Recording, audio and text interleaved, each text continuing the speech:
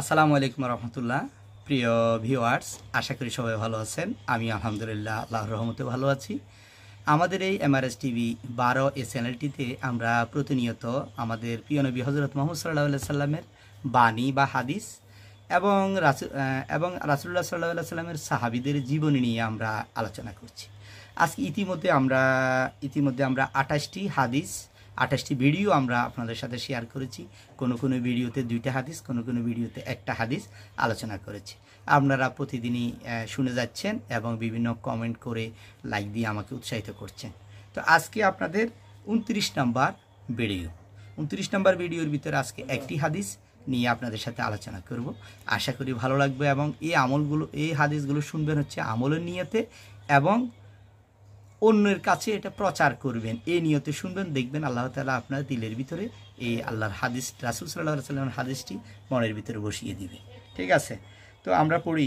হযরত আবু হুরায়রা রাদিয়াল্লাহু তাআলা আনহু বলেন, কয়েকজন সাহাবা রাদিয়াল্লাহু তাআলা আনহু নবী করিম সাল্লাল্লাহু আলাইহি ওয়াসাল্লামের খেদমতে হাজির হইয়া আরজ করিলেন, আমাদের অন্তরে এমন কিছু কল্পনা আসে যাহা মুখে উচ্চারণ করা আমরা অত্যন্ত খারাপ মনে করি।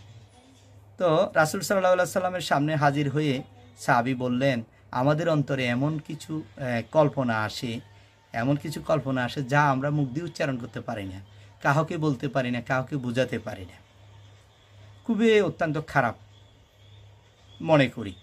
রাসূলুল্লাহ সাল্লাল্লাহু আলাইহি সাল্লাম জিজ্ঞাসা করিলেন, সত্যি কি তোমাদের নিকট ওই সমস্ত কল্পনা মুখে উচ্চারণ করিতে খারাপ লাগে?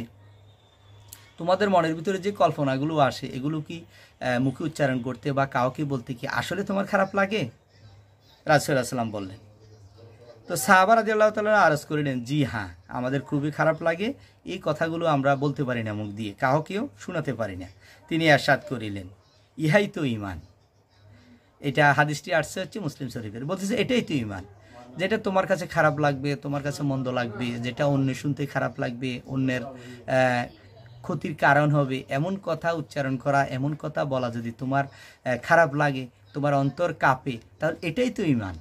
আমাদের রাসূলুল্লাহ সাল্লাল্লাহু আলাইহি ওয়াসাল্লাম বলেছেন। হ্যাঁ, এই হাদিসটির ফায়দা হচ্ছে, অর্থাৎ যখন এই সকল চিন্তা ও কল্পনা তোমাদেরকে এত অস্থির করিয়া তুলে যে এগুলোকে বিশ্বাস করা তো দূরের কথা, মৌখিক উচ্চারণও তোমাদের নিকট অপছন্দনীয়, তখন ইহাই তো পূর্ণ ঈমানের আলামত। ঠিক আছে, তাহলে এটা যে কথাগুলো আমাদের মনে আসে এগুলো আমরা তো বিশ্বাস তো করিই না, বরং এটা আমাদের বিশ্বাস তো করি না, বরং আমরা এটা মন থেকে কাউকে উচ্চারণও করি না, কাউকে বলিও না। ঠিক আছে, এটাই তো ঈমানের আলামত বলতেছে আমাদের রাসূলুল্লাহ সাল্লাল্লাহু আলাইহি ওয়াসাল্লাম। তো এই হাদিসটি আসলে ঈমান সম্পর্কে আমাদের মুনতাকাবুল হাদিসের ঈমান শাখা থেকে, ঈমান চ্যাপ্টার থেকে মূলত হাদিসগুলো আমি প্রতিনিয়ত আপনাদের পড়ে শোনাচ্ছি।